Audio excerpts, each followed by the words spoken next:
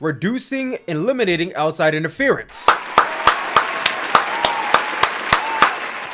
That's all I ever wanted. Maybe in this song, you shouldn't start by saying... New Japan Pro Wrestling has their annual Dominion show, which is happening this Sunday, the same Sunday as NXT Battleground at 3 a.m. Eastern Time. Now, I'm somebody who has been watching New Japan Pro Wrestling for the last 7, going 8 years. And even though I'm not a huge fan of the product as much as I was like back in 2018, 2019, 2020, I still make a conscious effort to watch 3 shows at the very least. New Japan Pro Wrestling Wrestle Kingdom 14, Dominion, and then the G1 Climax Finals. Like, I will always make sure I watch those 3 shows if nothing else. Maybe the G1 opening, maybe some matches during the G1, but the G1 Finals, Wrestle Kingdom, and Dominion. Dominion is their second biggest show of the year. And honestly, looking at the card, it doesn't build a lot of anticipation for me. But overall, I see that the main event is likely going to be the BOSJ Finals, which I can admire and appreciate them trying something different with having the BOSJ Finals go over the World Heavyweight Championship match, which is Jon Moxley versus Evil. Shoot, the very last video I made on this channel is called We Can't Save New Japan Pro Wrestling. And it was a 43-minute long video where I did react to another content creator, Noviak, his video talking about how he can, or how we can save New Japan. And in that video, I basically detailed that I agree with a lot of Noviak's perspectives, and New Japan is salvageable, but the question is, are they willing to save themselves? And it doesn't really seem like they want to. But today, well, yesterday, I saw this post from Chris Samsa. Chris Samsa, I don't know if he works for New Japan, but he does a lot for New Japan in terms of statistics, in terms of like breaking news. I wouldn't be shocked if he actually does work for them. But Chris Samsa made a tweet, right? And it's basically regarding New Japan Pro Wrestling president Hiroshi Tanahashi. He addressed the media on June the 4th with a 10-point plan on the future of New Japan Pro Wrestling. And I saw that and I said, you know what? It's actually really funny that this comes at a time where I just talked about how New Japan, can they be saved? Lead it to the ace of the promotion to come through and save the promotion. So I figured I would take this video to basically do a follow-up from my last New Japan video and talk about Hiroshi Tanahashi's 10-point plan for the future of New Japan. Now, I have not read any of this. I don't know what this says. I don't know what this entails, but I'm going to read through it and give my thoughts on it. All right, let's go through this. So it's from Chris Samsa. Let me move my Chris Samsa on Twitter. And the post reads, NJPW President Hiroshi Tanahashi addressed the media on June 4th with a 10-point plan for the future of New Japan Pro Wrestling. My notes on it's President Ace, not President Tanahashi, but I'll let it slide, Chris Samsa. My notes on President Ace's statements. Hiroshi Tanahashi's 10-point plan. Here we go. Number 1, talent, discovery, and development. Young talent should wrestle in more high-level spots. I'm guessing that means they should wrestle higher on the card, which I 100% agree with. We'll go through the whole thing before I comment, okay?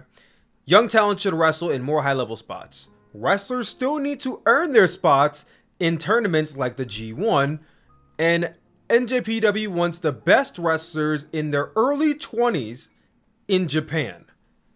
Okay, let's start from here. Young talent should wrestle in high-level spots. 100% agree. You need to start laying the land for the next generation of talent for your promotion. And one thing about New Japan that they have done in the past, and it's Japanese wrestling culture, they do it. It's not just New Japan. It's Noah. It's DDT. It's AJPW. It's Stardom. It's AJW. It's Freedoms. It's like every Japanese wrestling promotion because it's the culture over there. They pick their 4 or 5 guys or women, and that's their guys for the next 10 plus years. And they don't really circle anybody else in that top spot but those 5 guys. And we do see some of that here in America. I mean, if you really want to talk about it, like, we tend to see a lot of guys circle in and out of the main event scene over a 10-year span, but normally most companies will invest in like one or two people as like their top guys, and they will keep those guys consistently in the main event scene for like, 5 or 10 years going. For instance, Roman Reigns has been on top for 10 years now. MJF has been in the main event spot in AEW since his debut 5 years ago. You know what I mean? Like if you go to even TNA right now, Moose is a guy who, since he came into TNA, he's been in a top spot ever since. It's a thing in every wrestling company, but more so in Japanese wrestling companies, where we see they kind of take those guys and they keep them in there for long periods of time. This new point plan, at least with the beginning of the young talent, I like that, because we will see a Shota Umino, a Ren Narita, a Yota Tsuji in that top spot where they should be now, perhaps sooner. So I like this. Wrestlers still need to earn their spots in tournaments like the G1. I agree. They should earn their spots.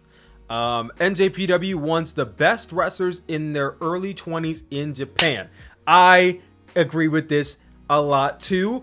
However, I do notice that in the last, like, let's say 5 years, maybe even 10 years, more so the late 2010s into 2020s, I've seen that really a lot of wrestlers are starting to peak in their late 30s, 40s, and some are even like having runs in their 50s. I think we're coming into this, I don't even want to say new generation, because it's still the old generation, really. I think we're coming into this new era in wrestling where we're almost expecting the best out of wrestlers, not at their young age, but once they reach like the ripe 30, 40s age. Because think about all the stars that we have in WWE right now, and you think about all the stars in AEW right now, how many of those stars, how many of those main eventers are actually 20 years old? Like, there are some. You have Rhea Ripley, who's 27, she's my age. If you go to the men's on Raw, you have Braun Breaker, you have Ilya Dragunov. Those guys are 30, early 20s, whatever. But most people, you think about Gunther. I think Gunther might be early 30s, so we can kind of count him out a little bit. But think about Drew McIntyre, late 30s. Damian Priest, late 30s. Seth Rollins, late 30s. Roman Reigns, late 30s. Going into 40. I think he's about to be 40. Go to AEW. Kenny Omega just turned 40, I think, last year. Adam Copeland in his 50s. Chris Jericho in his 50s. Christian Cage in his 50s. There's so many guys that are still rocking and rolling in the 40s, and they're still top stars. So I would like, this is nice to say, but I would like to see that in practice. And I'm not saying that, everybody's 40 years old needs to be pushed out of professional wrestling. But I think we're in an era now where it's acceptable to be in your 40s and 50s and still be at the top of your game. So I think this is nice to say, but in practice, we'll see what happens with that. Number 2, elevating the value of the title belts. It is important to clarify the role and concept of each title. That is very true. Oh, let's just go through them all. Strong titles will be defended on USA shows only going forward. Company acknowledges the tag titles are about to be combined at Dominion. The process may take time. Okay, that's interesting. The company acknowledges that 13 titles may be challenging to follow. You don't say. You don't say. This process may take time. 12 to 18 months. 12 to 18 months for you to figure that out? All right, let's start from the top. It is important to clarify the role and concept of each title. I think it's pretty much established already what the roles and concept of each title is. We understand the World Heavyweight title is the world title. It's the title everyone wants to fight for. The global title is the top mid-card title. The Never title is more or less another mid-card title, but more so focused around bruisers and submission-style wrestlers. That's kind of what the Never title's been for ages now. I think most people who watch New Japan kind of understand that, because you don't see Okada, you don't see Tanahashi, you don't see, Tanahashi won it like one time, once upon a time, but you don't see Okada, you don't see Tanahashi, you don't see the top guys fighting for the Never title, but they do fight for the global title every once in a blue moon. The junior title obviously is for people under a certain weight limit.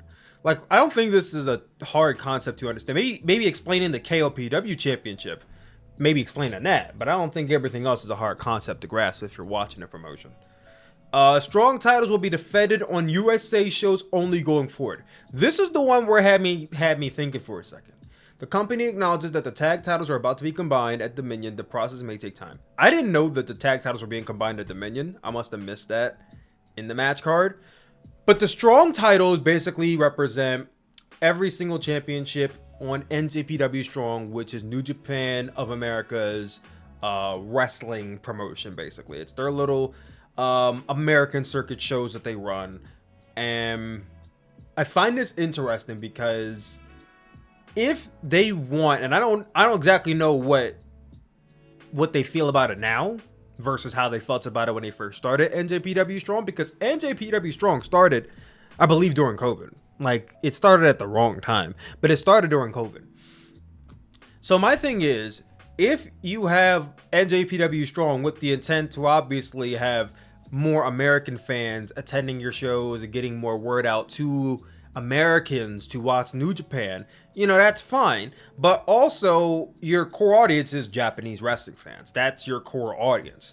So my thing is, if you only defend them on USA shows, you don't see them defended on a Dominion, you don't see them defended on a Power Struggle, a King of Pro Wrestling, a Hino Kuni, a Wrestle Kingdom, you don't see them defended on any other show except for USA.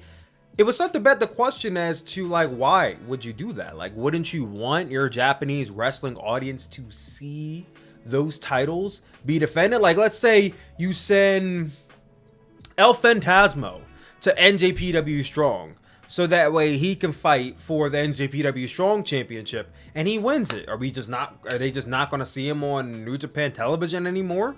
Or is he just going to be on New Japan television but never defend the title that he's currently holding? I think you might run into some issues with that.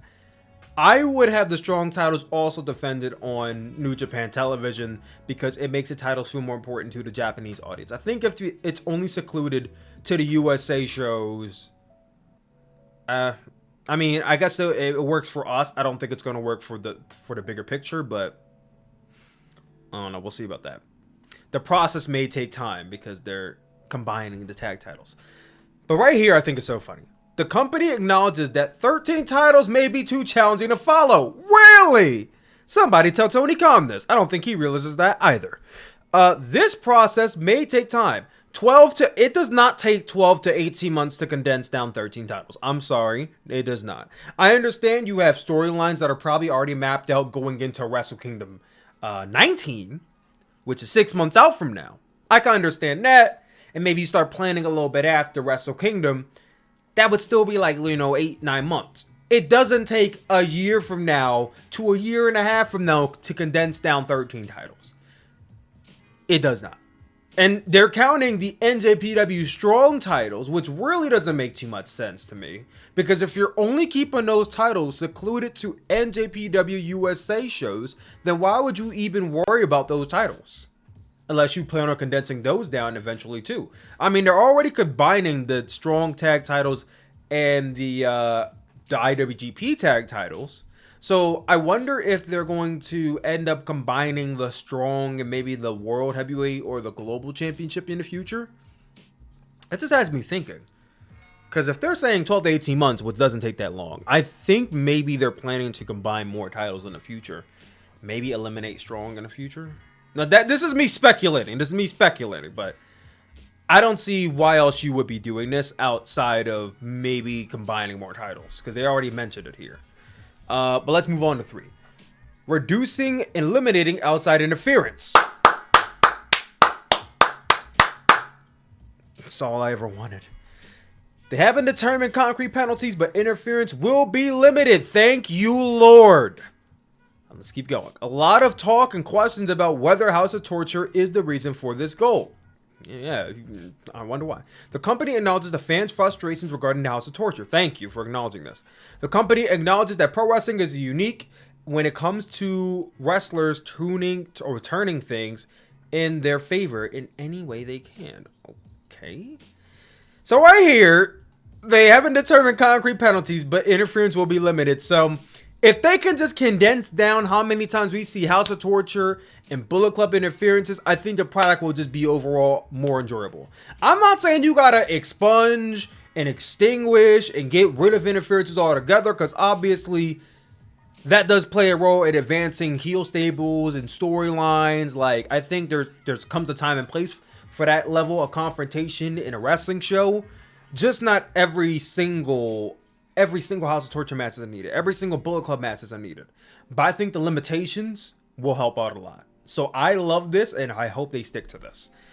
Number 4, increasing the prominence and status of NJPW Hantai. I don't know what this means. Tanahashi wants Hantai to be a desired unit for young wrestlers or wrestlers returning from excursion. I am not familiar with NJPW Hantai. I'm not familiar with Hantai. Uh-oh. Don't copyright strike me. What is Hantai? This is from 5 years ago?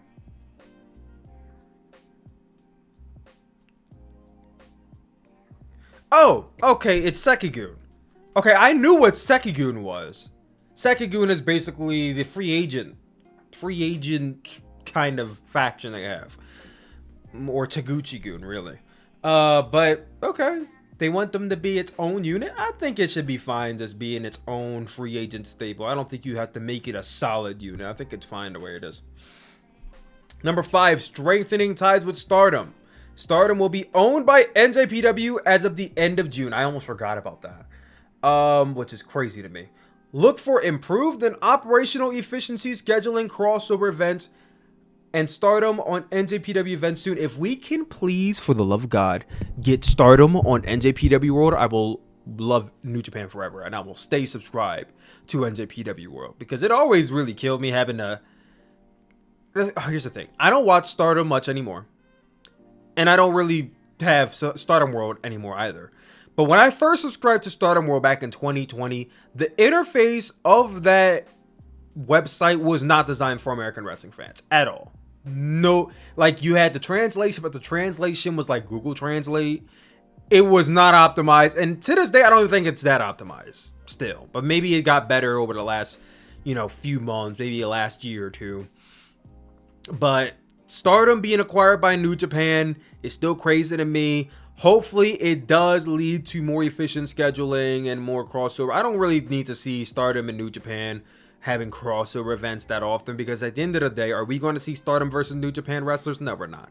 So as long as you keep focusing on Stardom as its own individual promotion and just give it more, I guess they have a higher budget. Maybe they have higher production because now they're owned by New Japan and Bushi Road. There's things that could be improved. I can't speak too much on Stardom because I don't keep up with the product as much as I do New Japan right now. But I guess it sounds good from my perspective right now. Number 6, strengthening ties with AEW. Oh boy. Oh boy. This is going to piss the AEW fans off. They don't want this. NJPW is happy with their relationship with AEW. There is the perception that NJPW is treated as a sub-brand or is looked down on by AEW. Yeah, that is the perception. Some of that perception of NJPW being behind comes from the economics at the moment. But the truth of the matter is AEW's strengths and NJPW's strengths are different. From development of talent from scratch to a historical and traditional perspective, there's a lot of NJPW can offer. There's a lot that NJPW can offer that AEW cannot. So there's a lot that we can do together. And while much of it isn't something we can discuss right now, there's a lot we will do. But the idea that NJPW is the inferior partner is not correct. We are absolutely on even footing, and that's something we'll prove in the future. So it sounds like this is just Tanahashi saying, listen, we're no scrub, okay? We're AEW. So basically he's saying, hey, we've heard the rumors that New Japan is basically just being milked by AEW. This is not true. Okay? This is not true. And that's it. He basically just said this is not true. But I don't have a problem with this. I don't have a problem. I don't really watch New Japan like that, so I wouldn't have an issue with this. But I guess as a hardcore New Japan fan, I want to hear you guys down below. What are your thoughts on that? Number 7, improving the live fan experience, which wouldn't relate to me, but ideas, different prices, different pricing tiers, female-only seating sections, I'm sure people will love that here in America, special food menus, and consider the number of people in a box. I can only speak from experience of me being at 3 New Japan shows in my lifetime. Well, in Japan, not counting in America. In Japan, which was both Wrestle Kingdom shows and New Year Dash. The only issue that I had was that when you're selecting the seats, and this might not even be a global thing, this might just be a foreigner thing. But when you're selecting the seats for these shows, they go by like section A, section B, FB. Like it's a weird tier they go by, and you don't get to select where your seat is. They select where your seat is. You just get to pick the row, which I don't like. And I don't know if they do that in Japan or they were just doing that because foreigners coming over and they want to place all the foreigners in one section, which is exactly what they did. But hey, it sounds cool to me. Sounds cool to me. Number 8, improving NJPW World. Apologies for the clunky transition. I don't use NJPW World as much right now, but I would say it's improved a lot more than when I last used it like a couple of years ago. I mean, the interface is different and it's still taking me some getting used to, but I wouldn't say I have issues with it. Archives should be complete by the end of the year. Well, that's good. Live viewing has been fixed and approved. That's also good. Number 9, improved treatment of personal information. Apologies for getting that USB drive stolen or lost. I don't know what that's a reference to. Plans are in place to keep data safe going forward. And NJPW sponsors. Thank you to the sponsors. Alright, so it seems like Tanahashi's acknowledged a lot of things, a lot of criticisms with the fans, and that's good. It's just, are you going to follow through with these? Now, he said 12 to 18 months for condensing down titles. And he's saying, we heard what fans are saying about, the House of Torture and all these interferences. And we hear you. We're going to figure this out. It always starts off with the acknowledgement. That's how everything starts off. They acknowledge that they have a problem. And that's a good start. The follow through is where it all comes together. But guys, that was the 10-point plan for New Japan Pro Wrestling as pitched by the ace Hiroshi Tanahashi. What do you guys think? What does your plan look like? What decisions would you make for New Japan going forward? And do you agree with everything that was addressed here? Or do you think some of these things maybe aren't a big issue? Maybe they shouldn't be fixed at all. Comment down below. Let your boy know. Thank you guys for watching this video. I will talk to you all later. Again, New Japan Pro Wrestling Dominion this Sunday. Probably won't be live for it, but I'll be watching and I will likely do a review of it that will go up on Monday. Peace.